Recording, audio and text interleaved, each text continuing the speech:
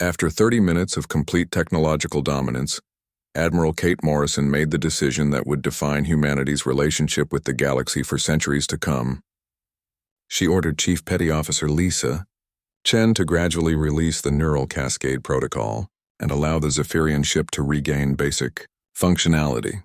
The process was carefully controlled to prevent any permanent damage to the alien computer systems. As the cascade effect slowly faded, the Zephyrian sensors began providing accurate readings again. Navigation computers started calculating proper orbital mechanics. Life support systems returned to normal operation. It was like watching a patient wake up from a very strange dream.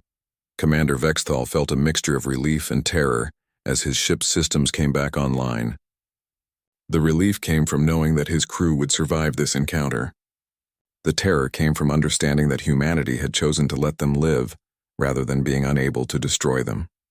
The humans had demonstrated complete control over Zephyrian technology in ways that should have been impossible. Admiral Morrison activated the communication system and transmitted a message that would be recorded in every galactic history book for the next 1,000 years. Her voice was calm and professional as she identified herself as a representative of the United Earth Space Force. The words she spoke would forever change how the galaxy viewed humanity.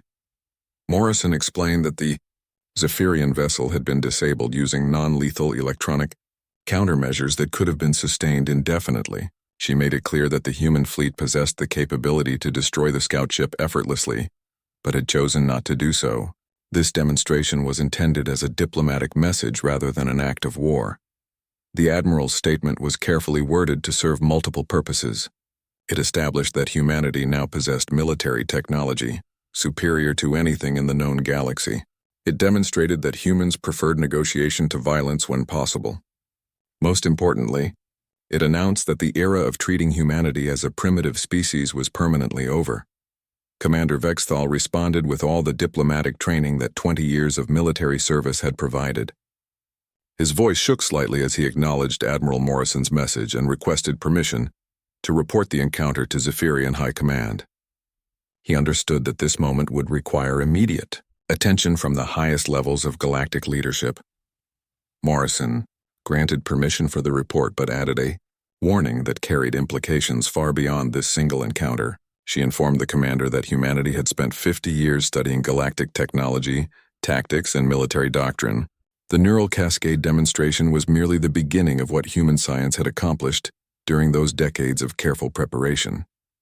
The message was clear to anyone who understood galactic politics. The major powers had spent 50 years treating humanity as students who needed guidance and protection. During that same period, humans had been studying their teachers with the goal of surpassing them. The student had become the master without anyone noticing the transition. Dr. Nathan Price monitored the communication exchange from his science station and felt deep satisfaction at how effectively the demonstration had achieved its goals. Every major galactic power would hear about this encounter within days. The carefully maintained balance of power that had existed for centuries would be shattered by the emergence of humanity as a technological superpower. The political ramifications would be enormous. Trade agreements that favored the older civilizations would need to be renegotiated. Territorial boundaries that restricted human expansion would have to be reconsidered. Most importantly, the Galactic Council would be forced to grant humanity full membership with voting rights equal to the founding species. Chief Chen powered down the BTO electronic warfare systems and reported that all human vessels were operating at full capacity. The neural cascade had been successfully tested under combat conditions and had performed exactly as designed. The quantum processors that generated the effect had shown no signs of stress or degradation during the 30-minute deployment. Captain Angela Rodriguez received new orders from the flagship and began coordinating the fleet's next movement. The human ships would not be returning to Earth immediately. Instead, they were heading directly to the Centauri Junction, the diplomatic center of galactic civilization, where the Council maintained its primary headquarters. The decision to proceed to Council space was a calculated, diplomatic move that would force immediate negotiations. The major powers would not be able to ignore humanity's new capabilities or delay formal recognition of their status. The human fleet would arrive at the galactic capital as conquerors rather than supplicants. Admiral Morrison stood from her command chair and walked to the main viewports that showed the stars beyond the bridge. Humanity had just announced itself to the galaxy, not as a species seeking acceptance, but as a civilization demanding respect. The careful plans that had been 50 years in the making were finally coming to fruition. The age of human inferiority was ending, and the age of human dominance was beginning. No longer would human diplomats be forced to accept unfavorable trade agreements because they lacked military strength to object. No longer would human colonies be restricted to marginal worlds because the good planets were reserved for more established species. Commander Foster reported that the fleet was ready to depart for the Centauri Junction. The massive ships began moving in perfect formation toward their next destination. Behind them, the Zephyrian scout ship watched, helplessly as the most powerful military force in galactic history disappeared into hyperspace. Commander Vexthal immediately began transmitting his report to Zephyrian High Command. The message contained detailed sensor recordings of human military capabilities that would shock every government in the galaxy. Within hours, emergency sessions would be called in every major capital as political leaders tried to understand how humanity had advanced so far without anyone noticing.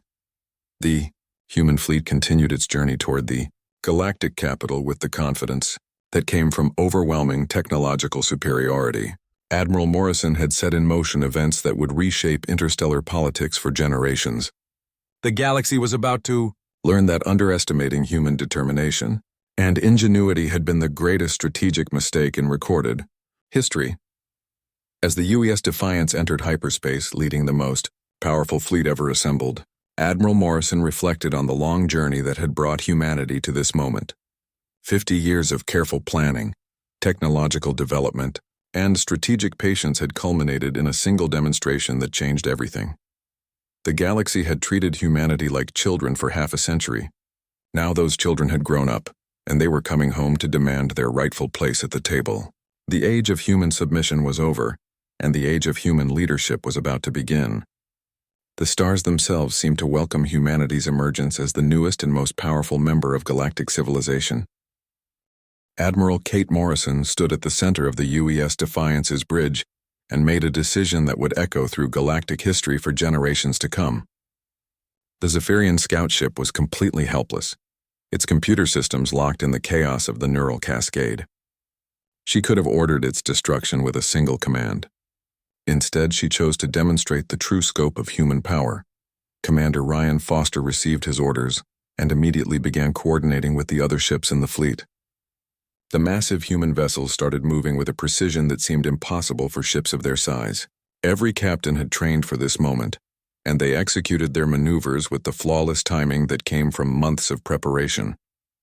The human fleet arranged itself in Formation Delta 7, a tactical arrangement that maximized both offensive and defensive capabilities, while creating a visual display of overwhelming military might. The largest ships formed the center of the formation, while destroyers and cruisers created protective screens that could engage multiple targets simultaneously. Captain Angela Rodriguez commanded the destroyer UES Retribution from her position at the edge of the formation. Her ship was smaller than the massive flagships, but it carried enough firepower to level entire cities. As she received orders to prepare for the power demonstration, she felt a surge of pride in what humanity had accomplished in secret. Rodriguez coordinated with the other destroyer captains as they began charging their primary weapon systems. These were not the crude energy cannons that galactic civilizations expected from a young species. These were weapons that incorporated technology, reverse-engineered from a dozen different alien designs, and improved with human innovation.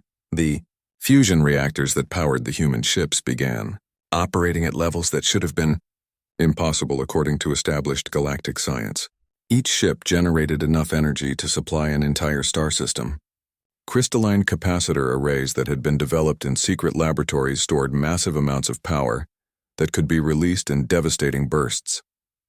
As the human fleet reached full power, the very space around them began to shimmer with barely contained energy. Electromagnetic fields strong enough to disrupt planetary weather patterns extended from every ship. The gravitational distortions created by their power generation were detectable from light years away. Aboard the crippled Zephyrian vessel, the few sensors that still functioned detected energy readings that violated everything Commander Vexthal had learned about physics during his military training. The human ships were generating power signatures that exceeded the theoretical output of small stars. Their weapon systems showed destructive potential that could shatter moons. Lieutenant Kirith managed to access one of the emergency sensor arrays and nearly fainted when she saw the readings it was producing. Each human ship was armed with weapons that could penetrate any known defensive shield. Their energy cannons operated on principles that her computer could not even identify, much less analyze. The most terrifying discovery was that the human ships were not operating anywhere near their maximum capabilities. The power levels they were displaying were obviously just a demonstration. The weapons they had charged could clearly deliver much more destruction than they were currently showing. This was humanity holding back, not humanity at full strength. Dr. Nathan Price monitored the demonstration from his science station and felt deep satisfaction at how perfectly everything was proceeding. The neural cascade continued to hold the alien ship in complete technological paralysis while the human fleet displayed military capabilities that no one in the galaxy had thought possible. Price had been one of the lead scientists working on the reverse engineering projects that made this moment possible. For decades, human researchers had been studying every piece of alien technology they could acquire through legal and illegal means. Crashed ships, black market purchases, diplomatic gifts, and outright theft had all contributed to humanity's rapid advancement. The breakthrough had come when human scientists realized that galactic civilizations had become complacent about their technological superiority. They had stopped innovating centuries ago because they believed their existing technology was sufficient. Humanity had taken their ancient designs and improved them in ways that their original creators had never imagined. Admiral Morrison watched the tactical display as her fleet completed its demonstration of power. 200 massive warships hung in perfect formation, their weapons charged and their defensive systems operating at levels that dwarfed anything in the known galaxy. The message was unmistakable. Humanity was no longer a species that could be safely ignored or dismissed. The human ships had been designed not just to match galactic military standards, but to exceed them by substantial margins. Every weapon system incorporated improvements that made them more efficient and more deadly than their alien counterparts. Every defensive shield used new principles that provided protection against attacks that had never been successfully defended against before. Chief Petty Officer Lisa Chen reported that the neural cascade was maintaining perfect stability and could be sustained for as long as necessary. The alien ship remained completely helpless, unable to move or communicate or even understand what was happening to its computer systems. For all practical purposes, the Zephyrian vessel had ceased to exist as a functional spacecraft. The demonstration continued for exactly 30 minutes, long enough for the alien crew to understand that their helplessness was not temporary and not accidental. This was not a malfunction that would fix itself. This was the result of human technology that was so advanced that it could disable their ship without even trying very hard. Commander Vexthal sat in his command chair and tried to comprehend the magnitude of what he was witnessing. The human fleet displayed military capabilities that suggested they could challenge any power in the galaxy. Their weapons could destroy planets. Their defenses could withstand attacks from entire battle groups. Most importantly, their electronic warfare capabilities could disable any ship that opposed them. The political implications were staggering. For 50 years, the Galactic Council had treated humanity as a junior member that needed guidance and protection. Trade agreements had been written to favor the older civilizations. Territorial boundaries had been drawn to limit human expansion. All of those arrangements had been based on the assumption that humans were too weak to object. Now it was clear that humanity had been hiding their true strength while carefully studying their potential enemies. They had allowed themselves to be underestimated while building a military force that could dominate the galaxy. The balance of power that had existed for centuries was about to change in ways that no one had anticipated. Admiral Morrison looked out at the stars, beyond the bridge viewports, and felt the weight of history on her shoulders. The decision to reveal human capabilities had been made at the highest levels of government after years of careful consideration. Today marked the end of humanity's status as a minor power and the beginning of their emergence as a galactic superpower that demanded respect rather than asking for it. Chief Petty Officer Lisa Chen's fingers moved across her control panel with practiced precision. The quantum processors beneath her station hummed with increasing intensity as they began generating the complex electromagnetic patterns that would carry the neural cascade protocol to its target. Everything she had trained for during the past 3 years was about to be put to the ultimate test. The cascade itself was invisible to the naked eye but devastating in its effects. Unlike conventional weapons that destroyed ships through brute force, the neural cascade was designed to turn alien computer systems against themselves. It would slip through their firewalls like water through a broken dam and corrupt every processor it touched. Human computer scientists had spent years studying the architecture of galactic technology. They had discovered that every major civilization used processors based on the same ancient design principles. Those principles prioritized computational efficiency and standardization across different systems. Unfortunately, they also created vulnerabilities that could be exploited by anyone who understood the underlying patterns. The cascade propagated outward from the human fleet at exactly the speed of light. It looked like ordinary electromagnetic radiation to any sensor that detected it. But hidden within the seemingly random patterns were carefully crafted data packets that would interact with alien processors in ways their designers had never anticipated. Aboard the Void Watcher, Commander Vexitol was still studying the tactical display when the first signs of trouble appeared. A warning light began flashing on Lieutenant Kirith's sensor console. Then another light started blinking on the navigation station. Within seconds, warning indicators were activating throughout the ship. Kirith tried to run a diagnostic on her systems, but the computer refused to respond to her commands. The sensor display showed readings that made no scientific sense, energy levels that violated basic physics, distance measurements that changed randomly from 1 second to the next, temperature readings that claimed the ship was simultaneously freezing and melting. The navigation computer began displaying impossible error messages in languages that did not exist. Text appeared on the screens in symbols that looked like ancient Zephyrian, but spelled out words that had no meaning. The computer seemed to be inventing new alphabets and using them to describe mathematical concepts that contradicted everything the crew had learned in school. Vexim. Thal felt a cold fear growing in his chest as he realized that every system on his ship was failing simultaneously. The main computer core that had operated flawlessly for over a century was displaying status reports that claimed the ship was in 17 different locations at the same time. The life support system was cycling between settings that would freeze the crew solid or cook them alive. Emergency protocols that should have activated automatically remained dormant while non-essential. Systems began operating at maximum power for no apparent reason. The food dispensers in the crew quarters started producing random chemicals instead of nutrition paste. The artificial gravity generators were fluctuating in ways that made walking across the bridge feel like trying to balance on a ship in a storm. Lieutenant Kirith frantically tried to access the backup systems, but discovered that they were crashing before they could even initialize. Each time she attempted to restart a failed component, it would begin loading normally, and then suddenly display error codes that suggested the ship's computer had forgotten how to perform basic mathematical operations. The communication system was perhaps the most disturbing failure of all.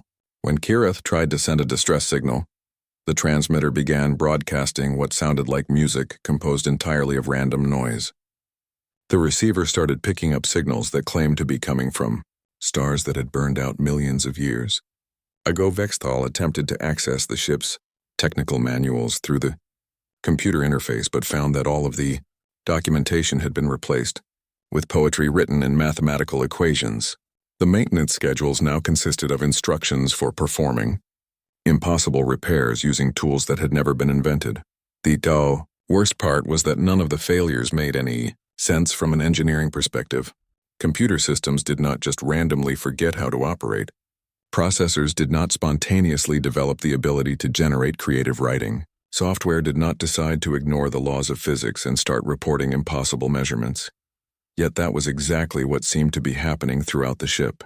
Every computer-controlled system was behaving as if it had developed a bizarre form of artificial insanity. The environmental controls were trying to create atmospheric conditions that could not exist. The power distribution system was attempting to route electricity through circuits that had never been connected. Back aboard the human flagship, Dr. Nathan Price monitored the cascade's effects with scientific fascination. His instruments showed that the alien ship's computer systems were experiencing exactly the type of cascade failure that the simulations had predicted. Every processor was locked in computational loops that prevented normal operation while consuming maximum processing power. The beauty of the neural cascade was that it did not destroy anything permanently. Instead, it forced alien computers to waste all of their resources on meaningless calculations while simultaneously preventing them from performing any useful functions. It was like convincing someone to spend all day trying to count to infinity instead of doing their actual job. Chief, Chen reported that the cascade was maintaining perfect stability and could be sustained indefinitely. The quantum processors generating the effect were operating well within their design parameters. The human fleet could keep the alien ship in this helpless state for as long as necessary to make their point. Admiral Morrison watched the tactical display as the Zephyrian scout ship drifted helplessly through space. Its engines had shut down when the navigation computer became unable to calculate basic orbital mechanics. Its weapons were offline because the targeting system could no longer distinguish between real objects and imaginary ones. For the first time in galactic history, a human-designed weapon had completely disabled an advanced alien warship without causing any physical damage. The neural cascade had proven that humanity's technological capabilities were far beyond what anyone in the galaxy had imagined possible. Commander Vextal sat in his command chair and stared at the chaos surrounding him with growing despair. His ship was completely helpless and he had no idea how to fix any of the problems. Every attempt to restore normal operations only seemed to make the situation worse. For the first time in his long military career, he faced the very real possibility that his crew might not survive this encounter with the mysterious human fleet. Admiral Kate Morrison stood on the bridge of the UES Defiance and watched the tactical display with calm satisfaction. The massive flagship was the pride of the human fleet and every system on board was running perfectly. Around her, the bridge crew worked at their stations with quiet efficiency that came from months of training and preparation. Commander Ryan Foster looked up from his tactical console with a slight smile on his face. He had been tracking the alien scout ship for the past 30 minutes and everything was going exactly according to plan. The Zephyrian vessel was maintaining what it thought was a safe distance while conducting detailed sensor sweeps of the human fleet. Foster reported the contact coordinates in a steady voice that showed no trace of excitement. The alien ship was exactly where their intelligence had predicted it would be. Human spy satellites had been tracking Zephyrian patrol routes for years. They knew when and where the scout ships would be deployed. This encounter was not an accident. Admiral Morrison nodded as she reviewed the intelligence reports on her personal display. The Zephyrians were one of the most advanced military powers in the galaxy. Their scout ships carried some of the best sensor equipment available. If humanity was going to make a statement to the galactic community, this was the perfect opportunity. For 50 years, humanity had been treated like children by the older galactic civilizations. Every trade agreement had been unfavorable. Every diplomatic meeting had been condescending. The Galactic Council had repeatedly refused to grant humans full membership, claiming that they needed more time to mature as a species. What the galaxy did not know was that humanity had been using those 50 years very wisely. While the aliens dismissed them as primitive, human scientists had been reverse engineering every piece of advanced technology they could get their hands on. Crashed ships, abandoned equipment, and black market purchases had all contributed to an incredible leap forward in human capabilities. Dr. Nathan Price approached the Admiral's command chair carrying a data tablet, filled with technical specifications. As the fleet's chief scientist, he had overseen much of the technological development that made this moment possible. The ships surrounding them represented the most advanced engineering that humanity had ever achieved. Price quietly informed the Admiral that all systems were ready for the demonstration. The neural cascade protocol had been tested extensively in controlled environments, but this would be its first use against a live target. The system was designed to exploit fundamental vulnerabilities in standard galactic computer architecture that human programmers had discovered through careful analysis. The discovery had been made by accident when human technicians were trying to interface their computers with salvaged alien equipment. They had found that galactic civilizations all used remarkably similar processor designs based on ancient technological standards that prioritized efficiency over security.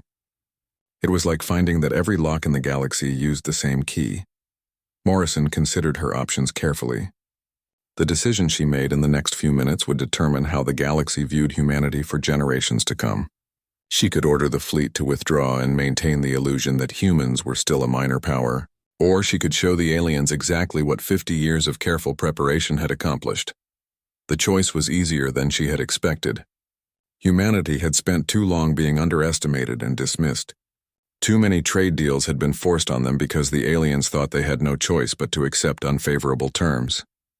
Too many human colonies had been restricted to marginal worlds because the good planets were reserved for more established species. Chief Petty Officer Lisa Chen sat at the electronic warfare station and waited for orders. Her console showed the power levels building in the quantum processors that would generate the neural cascade. The system was unlike anything the galaxy had ever seen, and she was proud to be the one who would operate it during its first real test. Chen had been one of the primary programmers who developed the Cascade Protocol. She understood better than anyone how devastating it would be to alien computer systems. The elegant, malicious code would slip through their defenses and turn their own processors against them. Every system on the alien ship would fail simultaneously in ways that would seem impossible to repair. The Admiral made her decision with the confidence that came from years of military command. Humanity had been preparing for this moment since their first encounter with galactic civilization. Every scientist, engineer, and programmer had contributed to creating the tools that would change everything. It was time to use those tools. Morrison's order was given in a calm voice that carried to every station on the bridge. The Neural Cascade Protocol was authorized for immediate deployment. This would be humanity's introduction to the galaxy as an equal power, rather than a subordinate species that could be safely ignored. Around the flagship, the other ships in the fleet received their orders and began preparing for the demonstration. Captain Angela Rodriguez on the destroyer UES Retribution confirmed that her weapon systems were ready to show their full power. The cruiser commanders reported that their energy generation was at maximum levels. What the aliens were about to witness was not just advanced technology. It was the result of careful planning and determination by an entire species that had refused to accept the limitations that others tried to place on them. The human fleet represented 50 years of progress that had been hidden from galactic view until this moment. The Zephyrian scout ship continued its sensor sweeps, completely unaware that its fate had already been decided. In a few moments, Commander Vexthal and his crew would learn that their assumptions about human capabilities were dangerously wrong. The galaxy was about to discover that humanity had grown far beyond what anyone had imagined possible. Admiral Morrison looked out at the stars beyond the bridge viewports and felt a sense of historical significance. This moment would mark the end of humanity's childhood in galactic politics. From this day forward, no alien civilization would be able to dismiss human capabilities or dictate terms to human negotiators. The age of being treated as junior partners was about to end forever. The neural cascade was ready to deploy, and the alien scout ship was in perfect position to receive its devastating effects. Everything that humanity had worked toward for 50 years was about to be demonstrated in the most convincing way possible. The galaxy was about to learn that underestimating humans had been a very serious mistake. Commander Vexthal stood perfectly still as he stared at the display screen in front of him. His green-scaled hands gripped the metal rail so tightly that his knuckles had turned white. What he was seeing made no sense at all. The numbers on his screen had to be wrong. They just had to be wrong. The Void Watcher was the finest scout ship in the Zephyrian fleet. Its sensors could detect a single ship from halfway across a solar system. Its computers had never failed him in 20 years of service. But right now those same computers were telling him something impossible. There were over 200 human ships moving through space in perfect formation, not the small patrol boats or cargo vessels that humans usually flew. These were massive warships. Each one was bigger than anything the Zephyrians had ever built. The largest ship at the front of the formation was so huge that it could probably carry his entire squadron inside its cargo bay.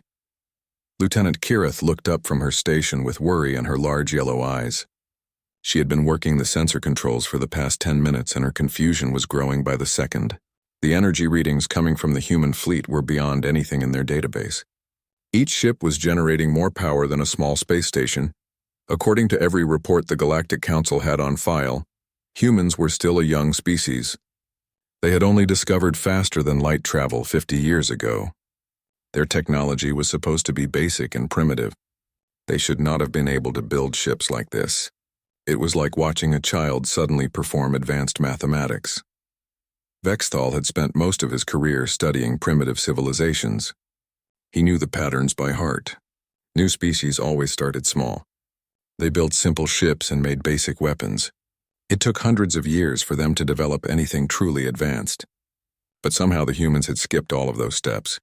The formation moved with a precision that made his stomach feel tight. Every ship maintained exact distance from its neighbors. When they changed direction, they all turned at exactly the same moment. This was not the clumsy flying of a new spacefaring race. This was the work of experienced military commanders who had been planning for years. Kirith finally spoke in a voice that shook slightly. She had run the sensor sweep 3 times, and the results were always the same. The human ships were not just large. They were armed with weapons that her computers could barely identify. Energy cannons that should have been theoretical were mounted on every hull. Defensive shields that strong should have required massive power plants that these ships could not possibly carry. The worst part was the way the human ships moved through space. They were not following any known trade routes. They were not heading toward any known human colonies. Instead, they seemed to be moving with purpose toward the inner systems where the major galactic powers kept their most important worlds. This looked like a military operation. Vexthal made his decision quickly. He had to report this to High Command immediately. The Zephyrian military needed to know that everything they thought they knew about humans was wrong. This was not a primitive species anymore. This was something much more dangerous. He activated the long-range communication system and began encoding the sensor data for transmission. The message would take several hours to reach Zephyrian space, but it could not wait. Every major power in the galaxy needed to see what he was seeing. The balance of power that had existed for centuries was about to change. As the data transmission began uploading to the communication array, Vexthal felt a cold fear settling in his chest. His ship was alone out here. The nearest Zephyrian patrol was 3 days away. If the humans decided that they did not want witnesses to their fleet movement, the Void Watcher would be completely helpless. But first contact protocols were clear. His job was to observe and report, not to make contact. The Galactic Council had strict rules about how to handle encounters with developing species. Even if the humans were more advanced than anyone had thought, those rules still applied. He would maintain distance and continue gathering intelligence. Kirith suddenly straightened in her seat and her face went pale. She had been monitoring all communication frequencies and had just detected something that made her blood run cold. The human fleet was not just moving through space randomly. They were maintaining complete communication silence. No routine chatter between ships. No status reports. No casual conversation. This was a fleet operating under strict military discipline. Even more troubling was what her long-range sensors were picking up behind the main fleet. There were supply ships following at a distance. Fuel tankers and ammunition carriers that suggested this fleet was prepared for extended operations far from home. This was not a training exercise or a diplomatic mission. This was a military force preparing for something big. The commander studied the tactical display one more time and tried to understand what he was really looking at. The human ships were arranged in a formation that maximized both offensive and defensive capabilities. The largest ships were in the center where they could coordinate the entire fleet. Smaller but heavily armed vessels formed protective screens around the edges. This was textbook military strategy that took decades to perfect. What worried him most was how quietly the human fleet had appeared in this sector. The Void Watcher had been patrolling this region for weeks and had detected nothing unusual. Yet somehow over 200 massive warships had moved into position without triggering any of his sensors until they were almost on top of him. That kind of stealth capability should have been impossible for a species as young as humanity. As the hours passed and his data transmission continued uploading, Vexthal began to realize that this moment would be remembered as one of the most important discoveries in galactic history. The species that everyone had dismissed as primitive newcomers had been hiding their true capabilities. They had been planning and preparing while the rest of the galaxy assumed they were still learning to build basic spacecraft. The question that kept running through his mind was simple but terrifying. If humans could build a fleet like this in secret, what else were they capable of? What other surprises were they hiding? And most importantly, what did they plan to do with all of this military power that they had been so carefully concealing from the rest of the galaxy? Little did Commander Vexthal know that his questions were about to be answered in ways he could never have imagined. The human fleet had not appeared by accident. They knew exactly where they were going, and they knew exactly who was watching them. Most importantly, they were ready to show the galaxy that the age of underestimating humanity was over.